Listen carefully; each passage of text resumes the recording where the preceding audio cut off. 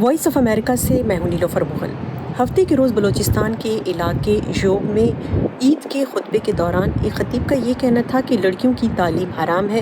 اور انگریزی میڈیم میں تعلیم تو کسی صورت بھی جائز نہیں۔ عام طور پر ہم یہ دیکھتے آئے ہیں کہ اگر مساجد کے اندر امام یا خطیب سے کوئی اختلاف رکھتا بھی ہو تو وہ آسانی سے کھل کر اس کا اظہار نہیں کرتے، لیکن اس دن خلاف توقع ایک نوجوان اس مجمع میں سے اٹھ کھڑا ہوتا ہے اور وہ خطیب سے یہ کہتا ہے کہ جو آپ کہہ رہے ہیں وہ ٹھیک نہیں ہے اور آپ لوگوں کو گمراہ کر رہے ہیں۔ یہ نوجوان تھے عبدالحی آرین۔ یہ معاملہ کیا تھا اور کیا عبدالحی آرین کو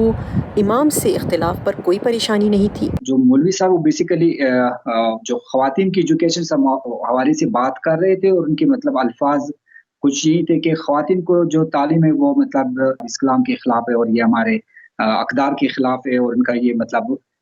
اس سے مطلب معاشرے میں بگاڑ آتا ہے، اس قسم کی مطلب اس کی نقطہ مطلب پوائنٹ تھے۔ اور ساتھ جو سب سے خطرناک بات، اس سے بھی زیادہ خطرناک جو کہ نئی بھی تھی اور جس پہ مطلب میں بالکل یعنی حیران ہو گیا، اس نے کہا کہ جو لڑکوں کی تعلیم ہے اس پہ بھی ہمیں تھوڑا سا خیال کرنا چاہیے کہ جو یہ انگریزی اسکول ہے، الفاظ ان کی یہ تھے کہ جو انگریزی والی اسکول ہے جس میں ٹائی اور پتلون جن کو یہ لوگ یونیفارم کہتے ہیں، ان اسکولوں میں بھی ہمیں اپنے بچے نہیں بھجوانے چاہیے، چونکہ یہ کفار کے اور غیر قوموں کی جو وہ اخلاق کے اقدار یہ سیکھتے ہیں، اور یہ اسلام مخالف ایک نسل سوچ تیار کرتے ہیں ان اسکولوں میں۔ خطرناک الفاظ ان کے یہ تھے کہ ان اسکولوں میں جانے والے بچوں پہ اگر کوئی حملہ ہوتا ہے، ان کو کوئی قتل کرتا ہے تو ان کی یہ قتل جائز ہے، شرعی ہے، چونکہ یہ بچے جو ہے یہ ایک اسلام کے خلاف ایک سوچ ان کی بنائی جا رہی تھی۔ تو بس پھر اس پہ میں کھڑا ہو گیا، اور مجمع میں 5,500 لوگ بیٹھے ہوئے تھے۔ میں نے بس مولوی سے کہا کہ آپ اسلام کی غلط تصور پیش کر رہے ہو، اسلام کے نام پر آپ اس قسم کے پروپیگنڈے نہ کریں جس کی وجہ سے پھر اسلام کی پوری دنیا میں بدنامی ہوتی ہے۔ پھر سارا مجموعہ مطلب